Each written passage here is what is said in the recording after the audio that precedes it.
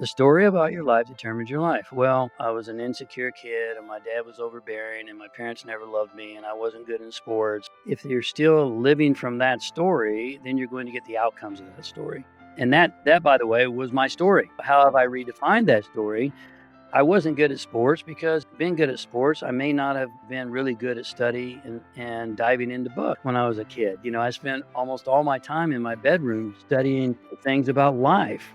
What a gift it was that I wasn't good at sports. My dad was overbearing, and I realized that was my story, and that's why, I was the way I was. But I also realized that made me live my own life apart from his approval. And when you redefine your story, you literally rewrite your life.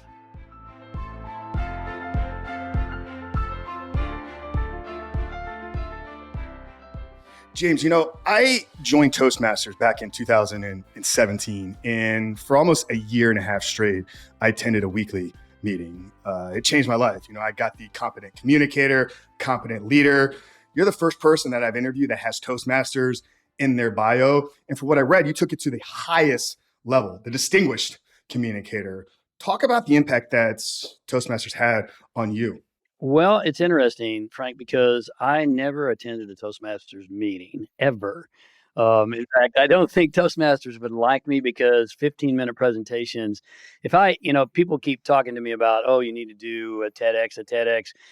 Doing 15 minutes is tough for me. And I actually got that leadership award because of my impact in the world at the time that The Secret was big, and I was a New York Times bestseller, and I was on Oprah and Larry King and the Today Show, and they pulled me in and gave me that leadership award. So unfortunately, I can't tell you a lot about Toastmasters other than for me to do a 15-minute presentation they probably wouldn't like me very well. I do believe that the discipline of Toastmasters, and you could talk more to that than I, is probably very, very good.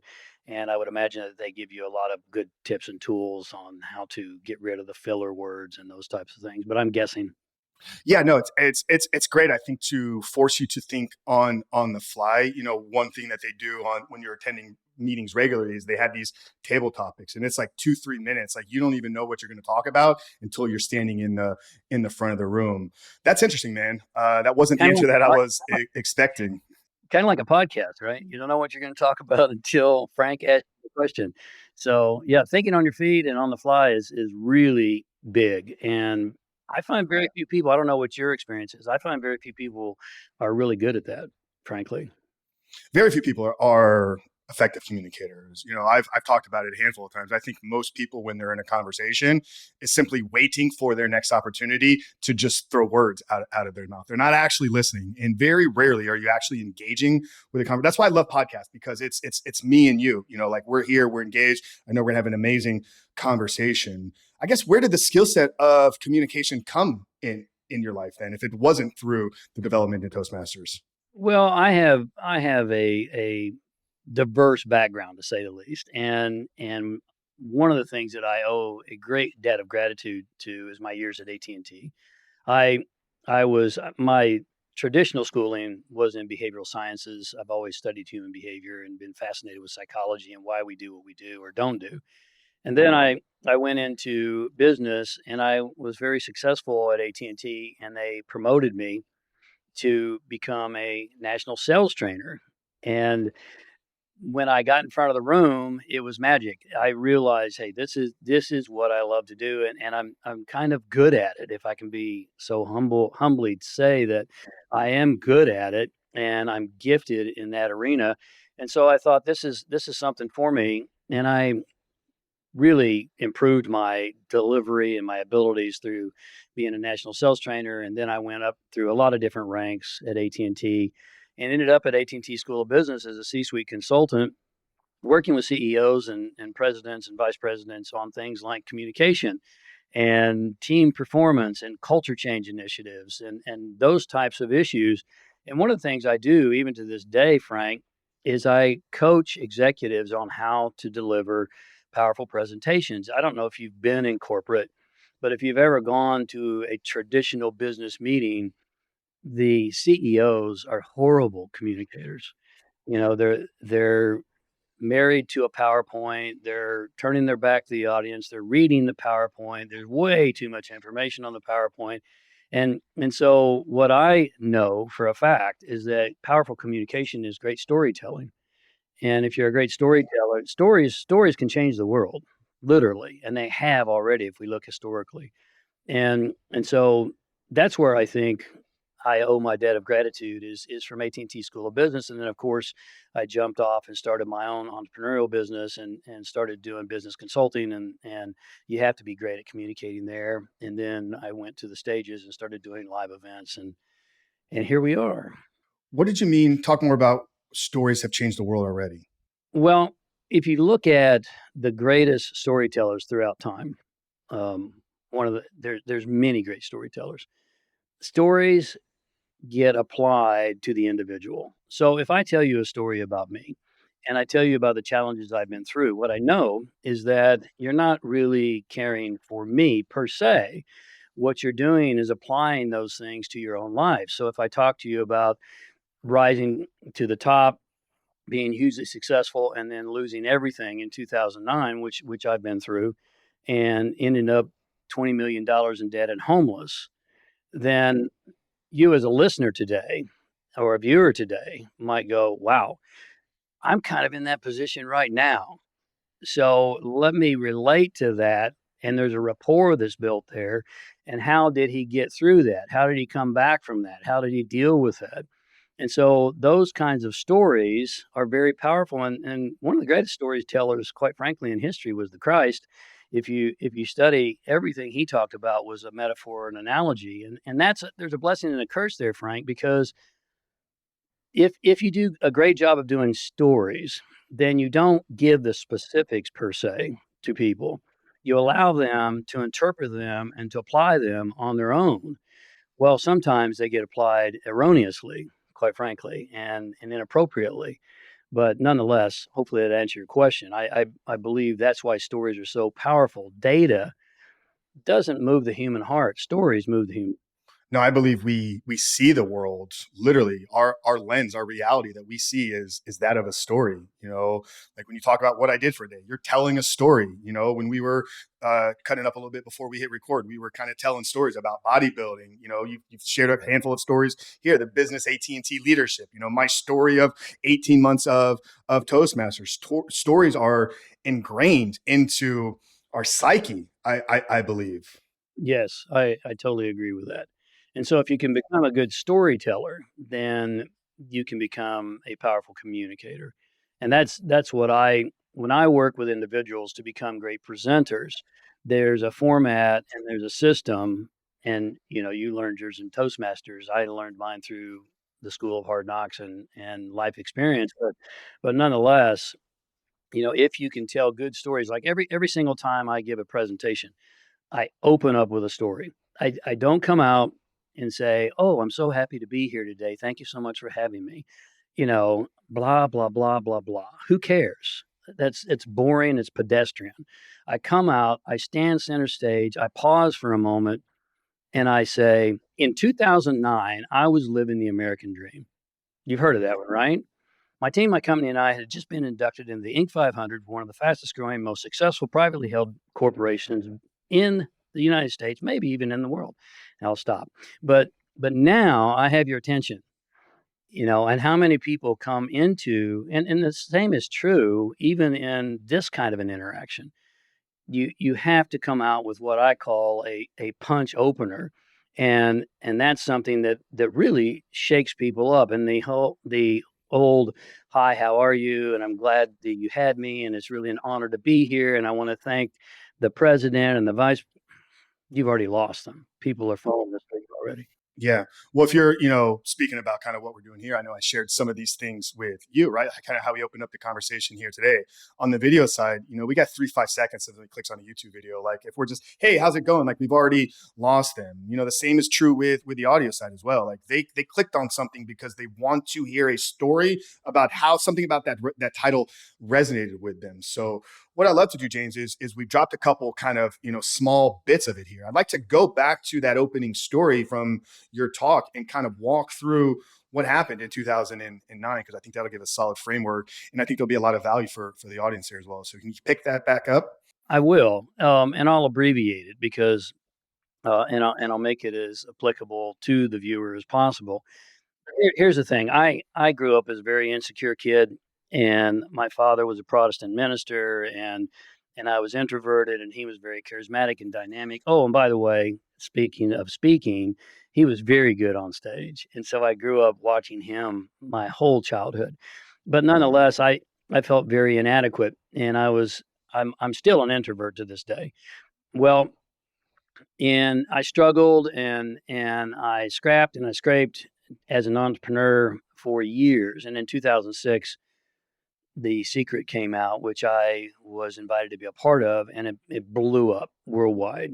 It just blew up, and I went from hand to mouth to literally top of the food chain. And I was on Oprah and Larry King and all these types of things. And my business, I generated over $10 million a year. I was inducted in the Inc. 500, and my team and I, and New York Times Bestseller, Harmonic Wealth, and so on and so forth. I was on top of the world, and I thought, okay, I've struggled for 20 years. It took me 20 years to become an overnight success, Frank. And so I struggled for 20 years, and here's the payoff. I've reached the pinnacle, and I really had, and so I thought I was there to stay. Well, that was a big misnomer, because in 2009, my team and I were conducting a 5-day deep dive retreat in the desert of Sedona, Arizona, and we were diving into the drivers of your behavior. Now, regardless of what you've been told or taught, the drivers of your behavior are not your marketing. They're not your sales ability. They're not your communication ability. They're not any of those things. I'm not saying those aren't important. It's not the economy. It's not the government. I'm not saying those things aren't important. They have an impact, but they're not the drivers.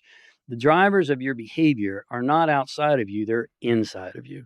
Does that make sense to you? And so, we go ahead. You're going to say No, I was something? going to say maybe give a little more context as to what you mean drivers of behavior. Okay. So your self-image, your unresolved emotional issues, that's a big one. Psychology tells us that 95% of what you do every single day is driven by your unconscious. Now think about that. That means you are performing right now this podcast on 5%. You're 5% consciously aware, 95% is driven unconsciously. The things you do or do not do. And so what's in your unconscious? Well, there's unresolved emotional issues, there's trauma, there's beliefs, perceptions, faulty expectations, all these kinds of things that are outside of awareness. And yet they drive behavior. They're like a minimized program on your computer. And so the greatest opportunity we have to be men in today's world, I'll drop that line, to be successful in today's world, to be an entrepreneur in today's world, is to make the unconscious conscious. Because only when we make the unconscious conscious can we look at those blocks and barriers, and we can see what they are and now consciously be aware of them, and we can heal them, integrate them, and set yourself free. Those are the drivers. Those things that are outside of awareness. 95% of the drivers are outside of your awareness. And so what we were doing in this deep dive is we were making the unconscious conscious. We were going back into early life. And what, again, psychology tells us, at the age of 14 and younger, Frank, is where most things are programmed into us. Societal norms from parents, from school systems, from clergy, from social media now, obviously, is a big one, and so forth. And they drop into our unconscious and they drive our behavior. And they very rarely change, according to behavioral sciences, unless you experience a significant emotional event. And so, what that means, Frank, is that every single day you and I are interacting with people that are in their 30s, 40s, 50s, maybe 60s, and that's their physiology, that's their chronology. But emotionally, they're children. They're 14 years or younger. I mean, how many times do you, like me, Frank, know someone who's an intellectual giant and they're an emotional child? I'm sure you know someone like that. And so, consequently, that's what we were doing in this 5-day retreat. And so it was hard work. We cried a lot, we laughed a lot, we hugged a lot, And at the end of that 5-day experience, we had an experiential learning opportunity called a sweat lodge. And we'd done this for 5 years prior. And it was just an experiential opportunity to take all the hard work that we'd done during the week and to practice what we call in psychology transference, to say, okay, I did all this hard work. I'm going to transfer it into an experiential environment that's going to push the same kind of buttons, doubts, insecurities, uncertainties, because it was a tough experience. I don't know if I can do it. I don't know if I'm able, and therefore come out and feel victorious. And every single year prior, for 5 years prior, it was a highlight. People came out, they felt victorious, they celebrated. We had a celebration dinner. There's a lot of high fives, but not in 2009. In 2009, something went horribly wrong. And unfortunately, to this day, we don't know exactly what happened. And this is all public record, by the way. And I chronicle all of it in my latest book, The Business of Redemption, because the state of Arizona, and this is public record, the detective didn't follow up on the forensics, neither did the DA. And they made an assumption and came to a conclusion. But the bottom line is that 3 people I really cared for and I'd gotten intimately close to because of the nature of the program that week lost their lives in that experience. And we don't know why, because again, the forensics were not followed up on. But the state of Arizona decided to charge me with a crime. And they charged me with manslaughter, which which blew my mind. I couldn't fathom, which one of us as entrepreneurs, manslaughter is intentional harm. Which one of us would, even for a nanosecond, assume we could intentionally harm our clients and still stay in business? And so they charged me with manslaughter, and I was indicted. And the minute I was indicted, that American dream, which I started off the story with, fell apart like shards of broken glass, shattered. I lost my dream home. I lost the most important thing I lost was 3 people I loved and cared about. I felt like that was more than I could bear, quite frankly, at the time, but I could bear more because it just kept coming. I lost my life savings. I lost my $10 million Inc. 500 company. I lost my reputation. The media crucified me. Everyone who clamored to have me on. I've been really blessed, Frank. I've worked with over 1 million people from 146 countries around the world. And and I went from media savior to media Satan, just like that. And again, my earth model was completely shattered. The things I believed about this country, about the world, about who I was, completely shattered.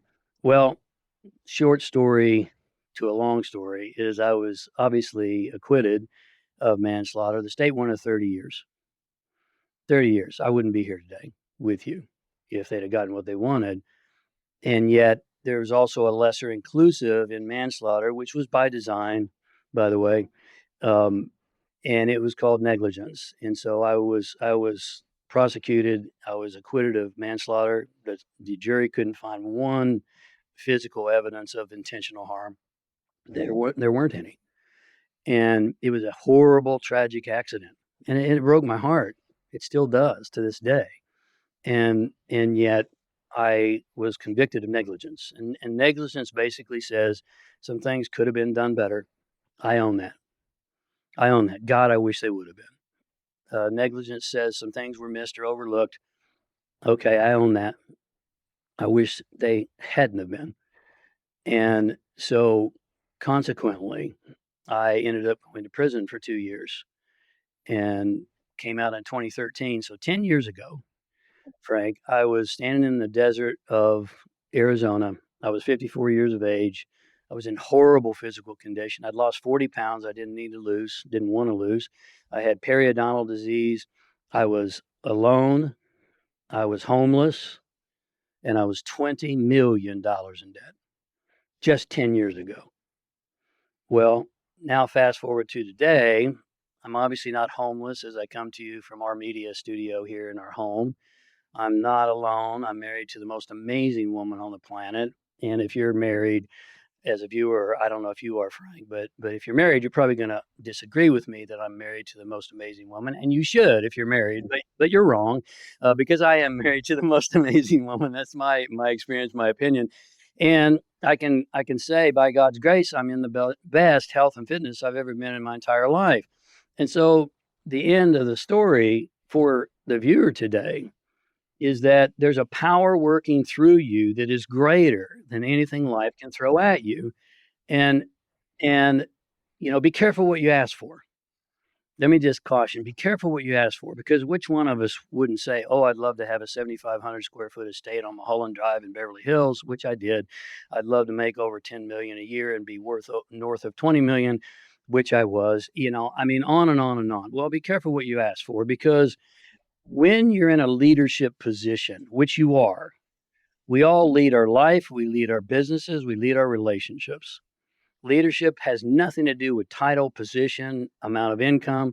You're a leader of your own life. And when you're in a position of leadership and something goes sideways, you don't throw your team under the bus. You don't blame and try to pass the buck. You shoulder the responsibility. I talk about that in Redemption. The absolute responsibility lands on your shoulders, because that's the price of leadership. And if you can't step up to that, then you probably should stand down, because that's the price that you have to pay. So it's a big story, and I did my best to abbreviate it, but that's kind of where I come from in my opener when I do. I appreciate that, Ray, and I really, really appreciate you sharing it. And I think we're all grateful that it turned out. Say we're grateful it turned out the way that it did, but I think, like you said, it could have been the 30 years, and you and I wouldn't be having this conversation, and you wouldn't be continuing to have the impact that you are. I'm curious, man, because media, society, everybody loves a comeback story, right? Like it's one of our greatest stories. It's like this guy's been down here and look at the climb to the top. But it's almost like even more than the come down is like we like that tear down. It was like you went from savior to Satan. And I'm curious what having literally the entire media, the entire world at the snap of a finger just change on you. What did that experience teach you? It taught me how transitory everything is. I mean, if I everybody thought I was so great and they loved me. There were people who so-called loved me so much, who sat under oath in the trial and told blatant lies about me. And I'm sitting there for 4 months, a 4 months trial. And Frank, and that's a long time to have a 30-year pendulum swinging in front of your face 5 days a week, 8 hours a day for 4 months. And and I'm sitting there listening to them going, "Hey, this is not a game. This is my life. And what are you doing?" And so it hurt, to see Anderson Cooper just go, "Here's this guy, watch out for him. He's dangerous. He's still at large." What am I gonna whip a sweat lodge out of my back pocket? I'm so dangerous. And I'm being somewhat facetious, but that's how our media behaves, and we know that. We're more and more we're starting to see that. I believe, and maybe this is for my own sanity, but nonetheless, I believe it, is that I was the precursor to this was back in 2009, 10. I was the precursor to many of the things we're seeing happening in the world today. And I believe that's on purpose. I'm very grateful for my journey. Don't want to do it again. Don't get me wrong, but when I look in retrospect, I see the perfection of it. And it broke me down. It humbled me, because when I look in retrospect again, Frank, I see a lot of hubris. I really thought, okay, you've struggled and you scraped and you studied and you've worked so hard and you've hustled, and now you're on top and you've earned it and you're here and you paid all that price to be here on the pinnacle, and now you're going to stay on the pinnacle. Well, when you start thinking you're the bomb, you're in danger, because that's when life comes along and bombs you, quite frankly. And it's tough. I still have trolls and haters on social media from time to time, but now at this point, you can only be called a cult leader and a murderer and a this and a that. And I just had someone on Twitter call me a murderer. Well, look at the court records. But no, they're not going to do that. Why? Because the media is a propaganda outlet, quite frankly, and they're going to constantly tell you what sells, and sensationalism sells, and that's what I've learned. Long story is, hey, you've maybe heard, you don't have anything but your reputation. Well, you don't have your reputation either. Mine was gone like that. And I was living under the illusion, oh, I've invested my whole life in all these media outlets and traveling 250 days a year, 4 or 5 cities a week, attempting to help people. Everyone's going to know who I am, and they're going to realize that I didn't do something this heinous. No, not so fast. And so I've learned that those things are ephemeral, just like mist in the noonday sun. And so don't hang on to them. Don't hang on to them too tightly. Yeah. What did you mean when you said a lot of what we're seeing in the media today started, kind of 10 plus years ago with you? Can you expand on that a little bit? Yeah, how deep do you want to go? As, I as deep mean, as as deep as we can take it, man. yeah, I look at, and Just this is don't get not a in, just don't get us canceled, right? This yeah, does go on well, YouTube. that's my concern. I don't know where you're going to post this because, okay, but there, case in point, case in point. Why do you have to say don't get us canceled? Why? Because YouTube, because Instagram, because, well, not Twitter so much anymore, but Facebook. Where are you going to put it? It all depends, where you put it and what we say, and we got to dance around if we don't want to get canceled. Well, that's not America. That's not freedom of speech. And what we know in today's world, Frank, is that we've been lied to. It's pretty evident. There's a lot of evidence to prove that we've not been told the truth. And so back me off if you start to feel uncomfortable. But at the end of the day, there were 32 counts of prosecutorial misconduct in my trial. 32 committed by the DA. Now, if you know anything about our legal system, one count of prosecutorial misconduct is grounds for a mistrial. No mistrial. The state was sanctioned, which means fined, for suppressing evidence in my favor. They had to pay a fine for suppressing evidence that was supportive of me. No mistrial. And at one point in time, I mean, my medical professional was from Harvard University. I know this is a superhuman podcast. Well, he's a superhuman medical professional. His laundry list reads like Superman, literally. He went through over 400 pieces of medical evidence and testified under oath that it was pesticides that caused the death. Well, pesticides, I have nothing to do with that.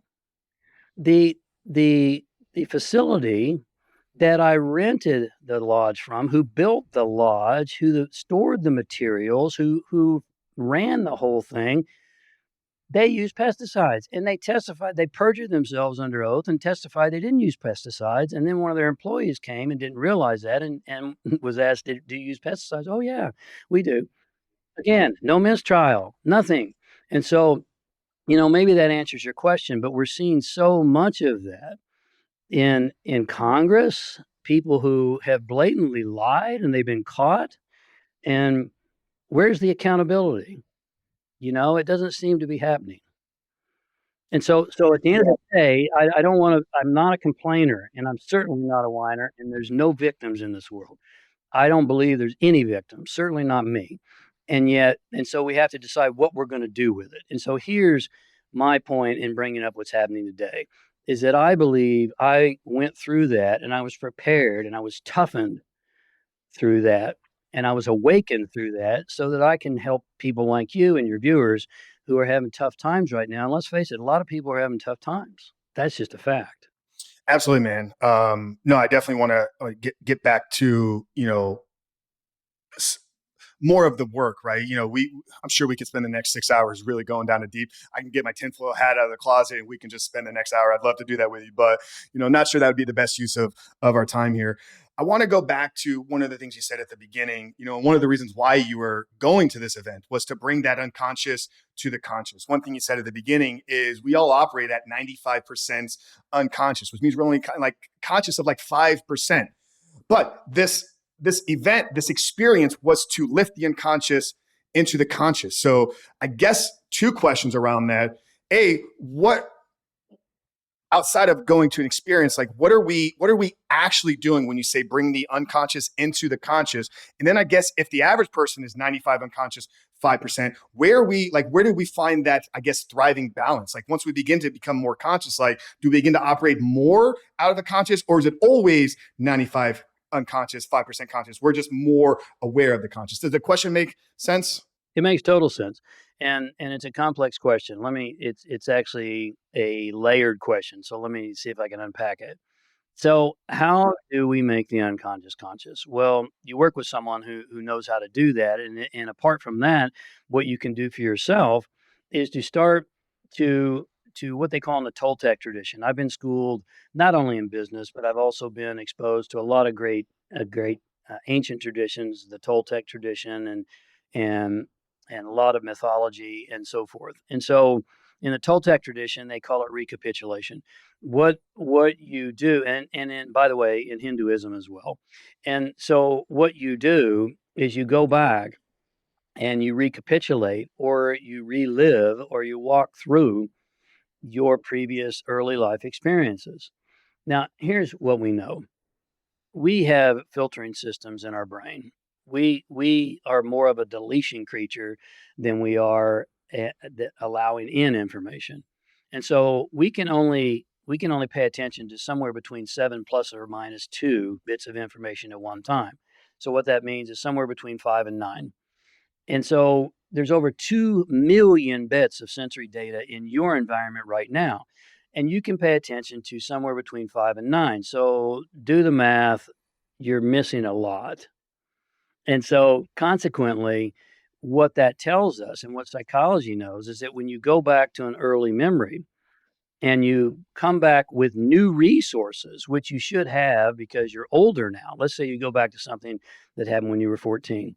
Well, you bring new resources to that event, and you bring new perceptions to that event, and you're capable of seeing it from a completely different perspective that you couldn't see in the moment.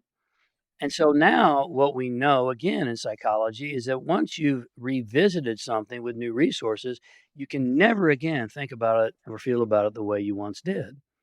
And so that's a big part of the work that my wife and I do is we help people uncover these driving issues that normally are rooted in trauma. And trauma is a big word. It could be a really intense thing, but your trauma might not be traumatic for me, and mine might be traumatic for you. It's very individualized.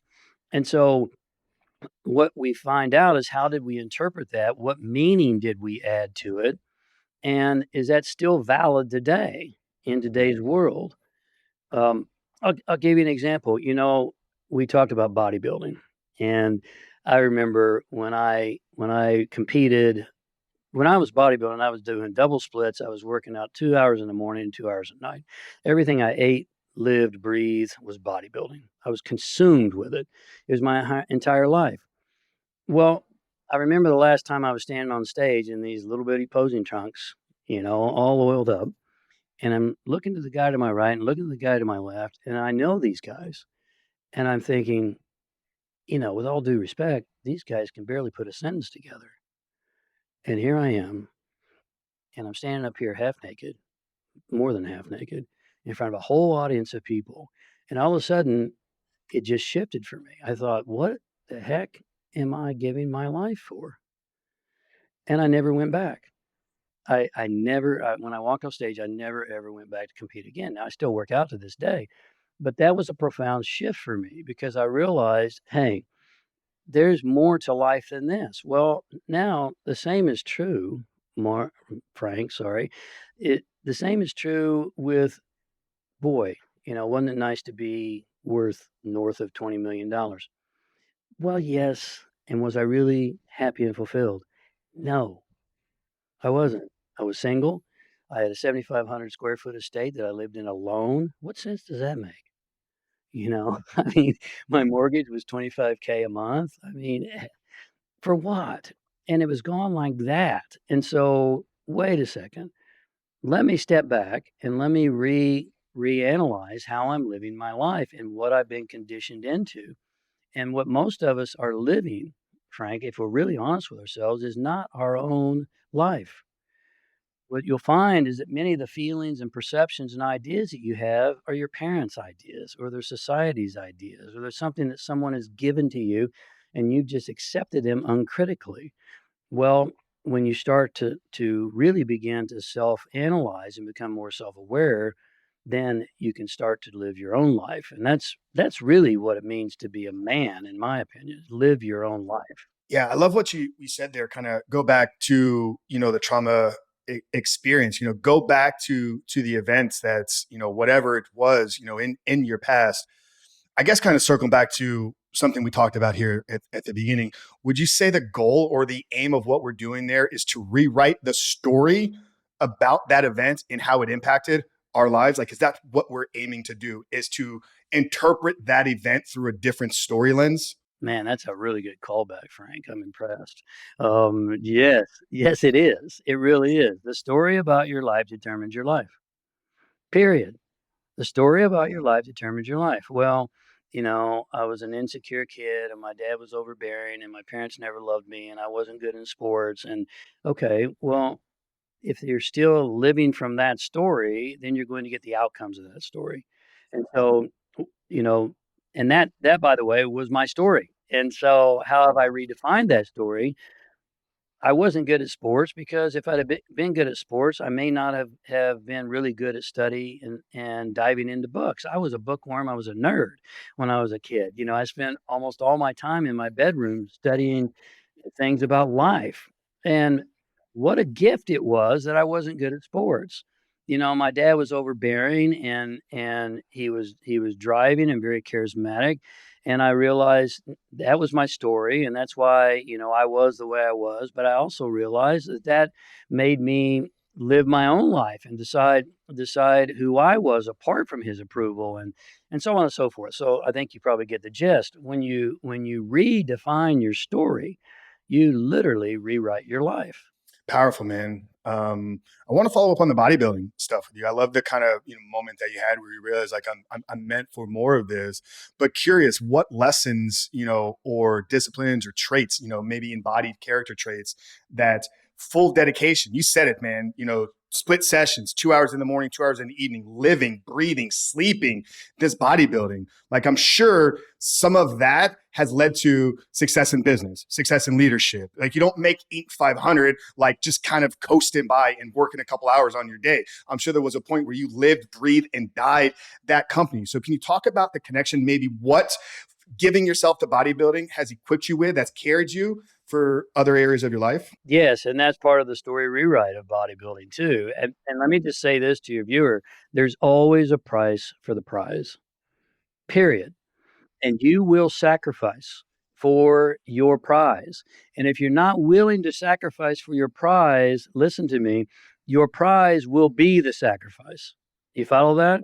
If you're not willing to sacrifice for your dreams and your intentions and your outcomes, your dreams, intentions, and outcomes will be the sacrifice. You're always going to sacrifice. That's part of life.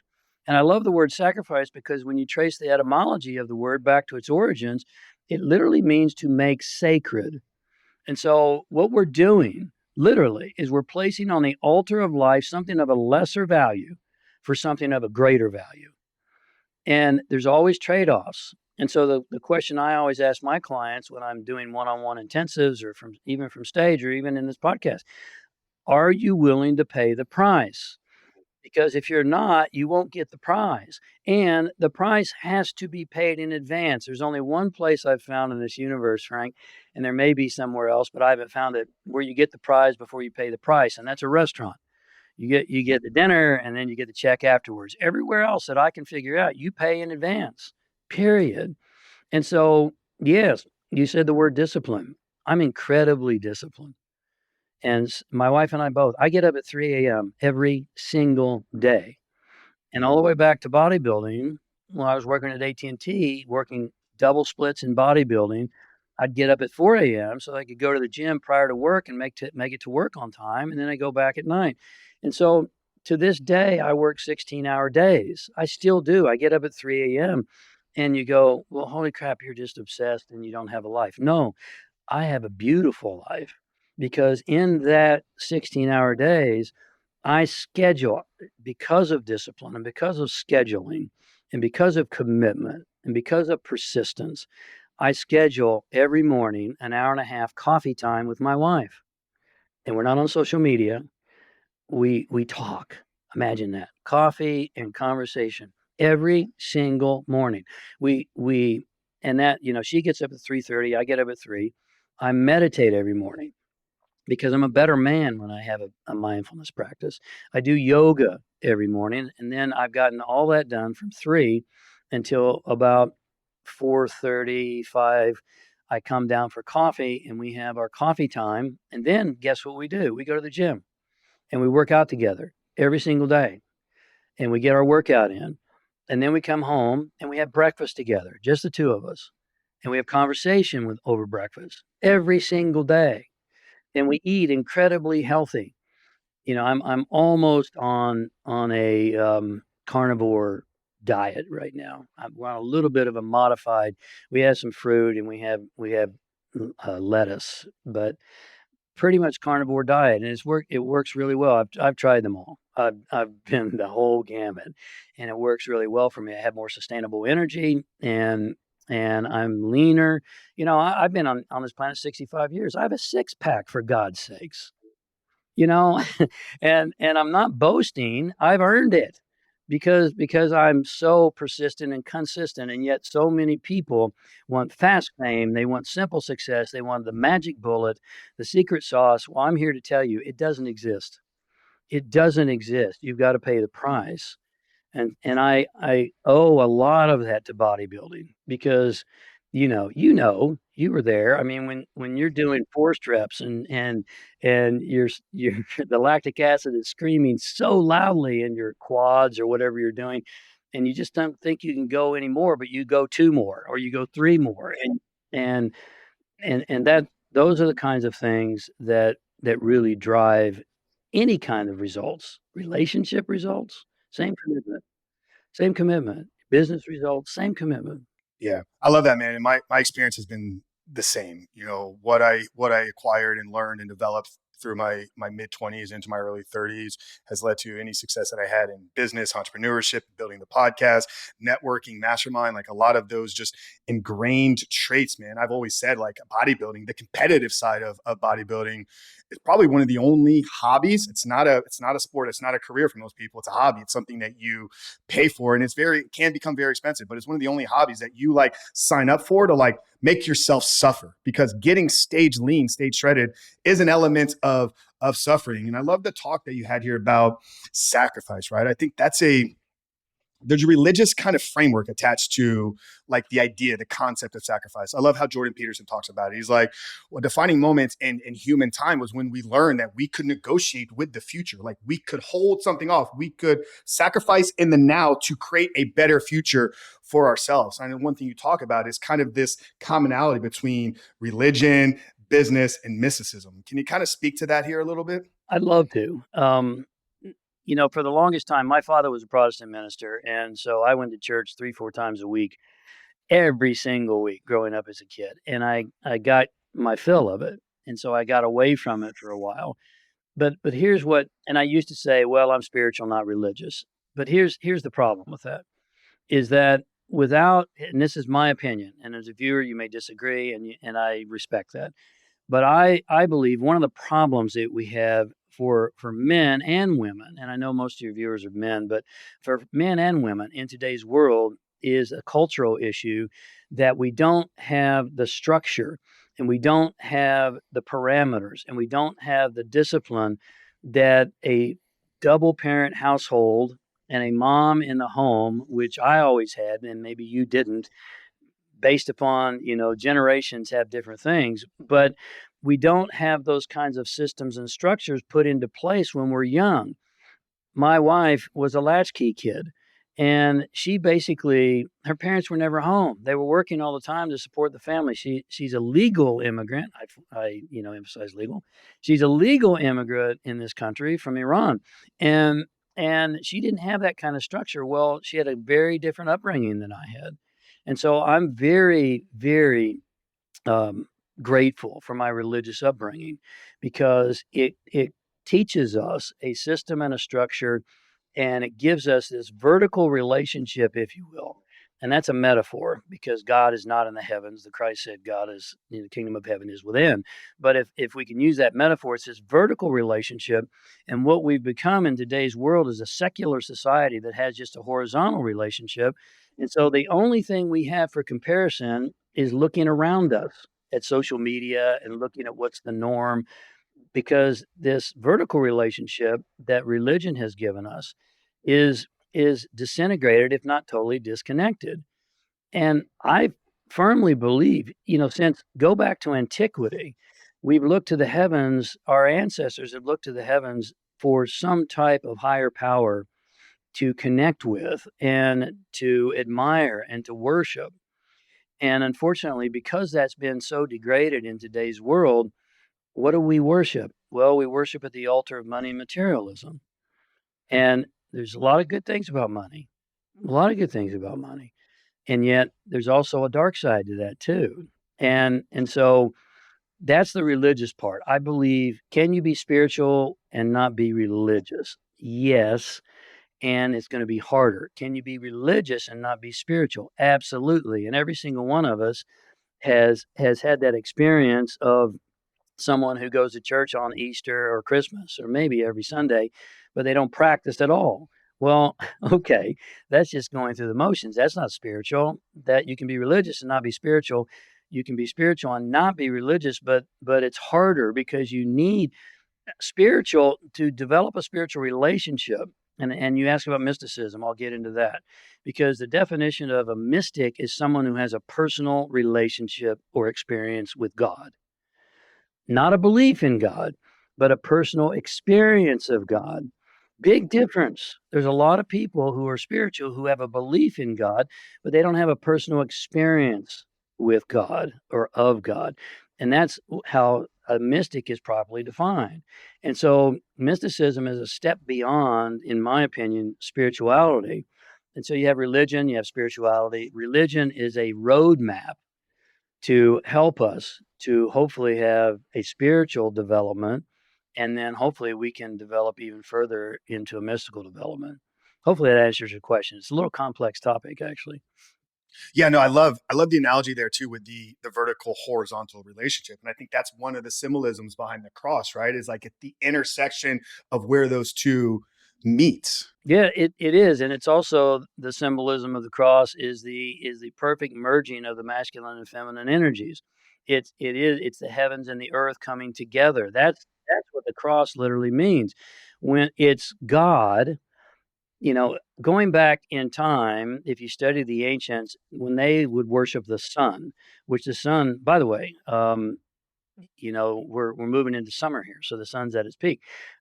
When the sun would rise in the morning, they would worship the sun and they would stretch their arms outward. Well, what they noticed was that a shadow fell behind them in the symbol of a cross as they worship the sun. And so the cross is also a symbol of that higher power or God shining in and through us physical beings, human beings. So yeah, I'm impressed that you know that symbolism. Yeah, I also love what you said there about since the beginning of time, like we've always had something that has guided us. When you kind of look across, culture and the world and really the West here today, like we've stripped the bottom out from so much of that.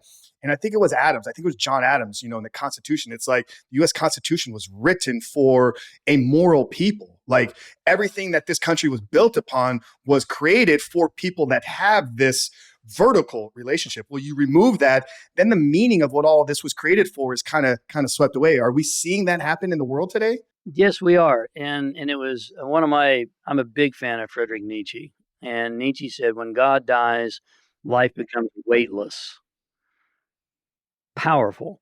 When God dies, life becomes weightless." Well, if you look at what's going on in the world today, I don't think any of us can disagree that we don't live in a fairly shallow world. Now, there's exceptions. But the shallowness comes from what I call flatland. It's this horizontal ethics versus this vertical morality. Now, what's the difference? Morality is innately it's goodness, it's purity, it's a living by principle. Ethics is something that's agreed upon. Now, when I was in prison, the gang members had a code of ethics. It wasn't very moral, but they had a code of ethics. One of their code of ethics was if a guy disrespects you on the yard, you either beat him unconscious or you what they called it ventilating, which was the slang term for stabbing him full of holes. You either beat him unconscious or ventilate him if he disrespects you on the yard. And if you didn't do that, then the other gang members would do it to you. That was their code of ethics, not very moral. And so ethics and morality are two different things. We live in a world that says it's ethical to do certain things, and we have this agreed upon approach to life, but we've lost our morality. We've lost our virtues. You go back to the ancients like Plato and Aristotle and many of the ancient teachers, and they talk about, virtues, truth, honesty, you know, um, morality, humility. Those are the real qualities of a principle-centered man or woman, quite frankly. And unfortunately, we don't value that in today's world. I mean, look at again, I won't get into what's going on in the media, but just pay attention. What kind of things are being rewarded? Are they honesty, truth, morality, virtuous? No, they're not. Pride. Pride. Yeah, pride and look at me on Instagram and I mean, it blows my mind. And again, I've been on the planet a lot longer than many, but I go into the locker room at the gym and I see these guys standing in front of the locker room with their shirts off, taking selfie after selfie after selfie, and I think, man, if you'd been doing that when I was your age, we'd have been saying, "What's wrong with you?" That's not very masculine. Not in my book. It's just not, and forgive me if you have a different opinion, I respect that, but nonetheless, that's not masculinity. That's something entirely different that we've come into. James, I focused on building a fitness company from 2016 to 2019, 2020, still somewhat active. It's not our primary focus, but I got 1,500 posts on a social media page, all about fitness content, all about building an incredible physique. Not one of them was taking in a selfie mode. It's interesting we're having this conversation because I started training my nephew. My nephew's 12 years old, and incredible athlete, like star ball player, like wants nothing. Like he truly believes he was put on this earth at 12 years old. He believes he was put on this earth to play baseball. Like that's the frame that he sees his life through. Is I don't do it because I enjoy it. I do it because it's what I'm here to do. But I started taking him with the gym because it's summertime, and I'm like, dude, you're incredibly talented. Now we got to put some meat on this physique. But I told him, man, I said, get good enough at training that you don't need to take pictures and videos of yourself, that other people will want to do that for you. You know what happened in our third workout? Third workout with this kid. I had a photographer come up to me in the middle of the workout and said, "Hey, is this your son?" I said, "No, he's my nephew." He's like, "I love what you're doing over here. I have my camera in the car. Do you mind if I follow you guys around and take footage of you guys?" Third workout, I impressed upon this child, this kid, that you don't need to take videos and photos of yourself. Get good enough at what you're doing that others will want to do it for you. And we got the photos back yesterday, and they're like, I sent them to his mom, and she's like, "Wow, these are incredible." Like, what an amazing lesson this kid is learning here. But I agree 100%, man. I was so fortunate to get into bodybuilding and training in the early 2000s before social media was even a thing. Like, because I probably know me at 22, 23, coming up with an amazing physique, I would have fallen right into the trap. I would have fallen right into this is what the media and society in the world wants to do, man. So I don't think that there's anything masculine about standing in front of a mirror naked with a towel on, taking a photo of yourself. It is a feminine thing, in my Yeah, opinion. I agree. I agree. thank Yeah. you. Thank you very much, and big kudos to you for what you're doing with your nephew. You probably know this, but when they asked Michael Jordan why he plays basketball, his answer was exactly the same, "Because God sent me here to play basketball." So your nephew's on to something, certainly. No, he's a gifted kid, and I'm loving the time that we're getting to spend together. He's actually probably playing in a tournament right now. They took a trip up to Georgia. Ren, man, like this way over delivered on what I was expecting, man. I truly feel like I could talk to you for hours on end, man. I'd love to get something here practical for the guys. I know we have a gift we're going to give them here too in a minute, but you wrote the book on redemption, right? Like the true comeback story. Like, how do you go from rock bottom? How do you go from prison, losing it all, 20 millions in debt, to now building life that you have here today? If you had one, two, maybe three tips for the guys that are out there, maybe struggling with something, maybe they're not at rock bottom, but they're like, I need some redemption. I need a comeback story in my life. What's the first, second thing that a guy needs to do today to begin to go down this path of I, redeeming his I'll life? tell you what I had to do is I knew first and foremost I had to get my head on right and I had to get my heart in the right place. And when I was standing in the middle of the desert, I started asking myself some deep probing questions. James, who are you? And and and most people when they ask that question or they are asked that question, they will answer with something like, "Well, I'm a bodybuilder, I'm a dad, I'm a brother, I'm an entrepreneur, I'm a podcast." No, no, no, no, no. That's what you do. Who are you? Because who you are is way bigger than what you do. And so when I started to dig deep into who am I and what do I really know, and this is important because you can read every book in the world on gourmet cooking. That doesn't make you a gourmet cook. You know about gourmet cooking. You only know gourmet cooking by getting in the kitchen and chopping up some vegetables and some meats. And so, what do I really know? And I'm asking and answering these questions, standing in the middle of the godforsaken desert.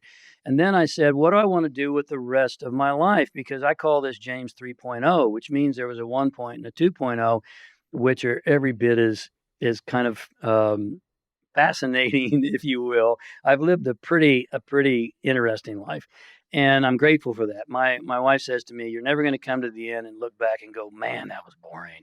It's just not going to happen." And so when I did this introspection, then I knew, and I answered those questions for myself. Then the next thing was, it was very counterintuitive that I was homeless.